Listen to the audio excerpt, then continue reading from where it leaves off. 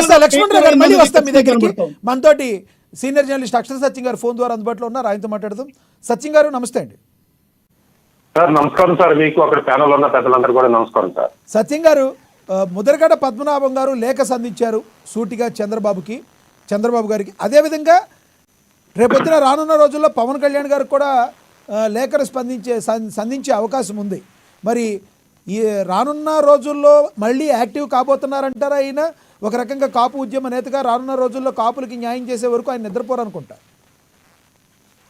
Sir మీ ప్రశ్నకి సమాధానం చెప్పే ముందు మన సోదరులు నాగబాబు గారు ఒక ఆవేదన వ్యక్తం చేశారు, దానికి సమాధానం ఒక 1/2 మినిట్లో చెప్పి మీరు అని చెప్తాను సార్.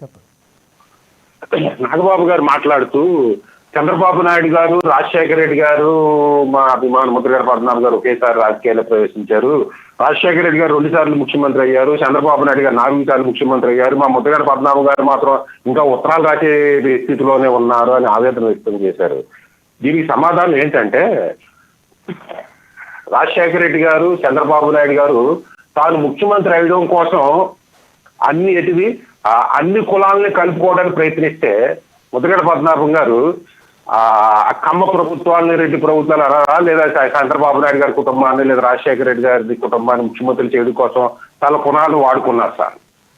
అలాగే రాజశేఖర రెడ్డి గారు, చంద్రబాబు నాయుడు గారిని అన్ని కులాలని కలుపుకుని తన కులాన్ని కూడా పక్కన పెట్టి లోన్ కలుపుకుని అన్ని కులాన్ని కలుపుకోవడానికి వెళ్తుంటే ముద్రగడ పద్మనాభం గారు తన కులాన్ని కూడా వదులుకుని రెడ్డి కులానికి వెళ్ళిన వ్యక్తి సార్. అందుకనే ముద్రగడ పద్మనాభం గారు ఇంకా ఉత్తరాలు రాసే స్థితిలోనే ఉన్నారు, వాళ్ళు ముఖ్యమంత్రులు అయ్యారు. ఇక మీ ప్రశ్నకి సమాధానం చెప్పాలంటే, ఒకప్పుడు ముద్రగడ పద్మనాభం గారు ఉత్తర కంచిలో తన అమాయకమైన వ్యక్తుల్ని పోలీస్ స్టేషన్ లో పెట్టారని దీక్ష మొదలు పెడితే ముఖ్యమంత్రి ఉమ్మడి రాష్ట్ర ముఖ్యమంత్రుల నుంచి ఢిల్లీలో ఉన్న ప్రధానమంత్రులు కూడా జరిగే స్టేజ్ నుంచి ఈ రోజున అమ్మల్ని చెల్లుల్ని బూతుల్ని తిట్టించే పార్టీలకి మద్దతుగా లేఖలు రాసే పరిస్థితికి మా గురువు గారు ఎందుకు దిగజారిపోయారా అని బాధగా గుర్తించారా. ఒకప్పుడు ముద్రగడ పద్మనాభం గారు అనగారిన వర్గాలు, కాపులు, బలిజులు, ఒంటర్లు లేదా దళితుల హక్కుల గురించి పోరాడే వ్యక్తి ఈ రోజున సోషల్ మీడియాలో బూతులు తిట్టే వాళ్ళని అమాయకులు అని చిత్రించి మద్దతుగా ఉత్తరాలు వేసే స్థితికి మా గురువు గారు ముద్రగడ పద్మనాభం గారు ఎందుకు దిగజారిపోయారా అని బాధపడుతున్నాను సార్. ఒకప్పుడు ముద్రగడ పద్మనాభం గారు ఉద్యమాలు చేస్తుంటే రాష్ట్ర ముఖ్యమంత్రుల దగ్గర నుంచి ఢిల్లీలోని ఇంటెలిజెన్స్ కూడా భయపడిపోయి ఇవాళ సోషల్ మీడియా కార్యకర్తలు కూడా ముద్రగడ పద్మనాభం గారు లేఖలంటే భయపడతలే. దీనికి కారణం ఏంటన్నది ముద్రగడ పద్మనాభం గారు అర్థం చేసుకోవాలి. ఒకప్పుడు ముద్రగడ పద్మనాభం గారు ఉద్యమం ఇచ్చినా, ఒక స్టేట్మెంట్ ఇచ్చినా తన కులపోళ్ళే కాకుండా ఇతర కులాల్లో ఉన్న ఆడపడుచులు, అన్నలు, తమ్ముళ్ళు కూడా స్పందించేవారు. ఈ రోజు తన కూతురు కూడా స్పందించడం లేదు. తన కూతురు కూడా ముద్రగడ ఉత్తరానికి వ్యతిరేకంగా మాట్లాడుతున్నారంటే ఆ దౌర్భాగ్య స్థితి ఎందుకు వచ్చింది అనేది ముద్రగడ పద్మనాభం ఇప్పటికైనా అర్థం చేసుకోవాలి. ఏంటి కారణం? ఒక్క నిమిషం సార్, మీ మధ్యలో కట్ చేస్తే నా భావం జనాల్లోకి వెళ్దాం. కావాల్సి మీ సెకండ్ కూడా మానేయండి. ఇప్పుడు ఏంటి కమ్మ వ్యతిరేకతేనా?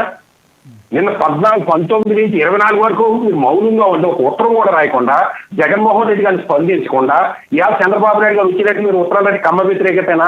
మరి కమ్మ వ్యతిరేకత అంటే ఇదే చంద్రబాబు నాయుడు గారిని మీరు 2019 నుంచి 1999 చంద్రబాబు నాయుడు గారిని పోటీ చేసి గెలిచి చంద్రబాబు నాయుడు గారిని పనిచేశారే, 2004లో చంద్రబాబు నాయుడు గారిని పోటీ చేసి పనిచేశారే, మీరు మాగంటి రవీంద్రరావు చౌదరి, అక్కడ ఎవరు బొడ్డు భాస్కర్ రామారావు, మీ స్నేహాలన్నీ కమ్మోలతోటేనే. ఎందుకు మీరు వ్యక్తిగతంగా కమ్మోలకి పనిచేయచ్చు, మీరు కమ్మోలతో స్నేహాలు చేయొచ్చు, కులాన్ని మాత్రం కమ్మ వ్యతిరేకంగా ఎందుకు నరాల కులంలో పెంచి పోషిస్తున్నారు? కులం మీద మీకున్న ద్వేషం ఏంటి? మిమ్మల్ని కులం దేవుడిగా పూజిస్తే మీరు కులానికి కమ్మోలకి ఎందుకు తగ్గు పెడుతున్నారు? పోనీలే కమ్మోలు శత్రువులు అనుకుందాం, ముద్రగడ పద్మనాభం ఏటన్నారు, సొల్లు మీరు ఏదో అన్నారు అనుకుందాం.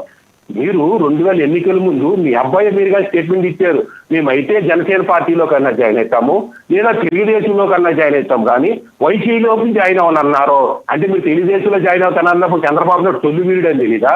మీరు తెలుగుదేశంలో జాయిన్ అవుతానన్నప్పుడు చంద్రబాబు నాయుడు కమ్మ అని తెలీదా? మీరు తెలుగుదేశంలో జాయిన్ అవుతానన్నప్పుడు కమ్మ వ్యతిరేకత గుర్తు కాలేదా? సత్యం గారు మళ్ళీ కాసేపట్లో వస్తాం మీ దగ్గర. మనతోటి జనసేన నేత అధికార ప్రతినిధి రాయపాటి అరుణ్ గారు వచ్చారు, ఆవిడతో మాట్లాడదాం. అరుణ్ గారు నమస్తే అండి.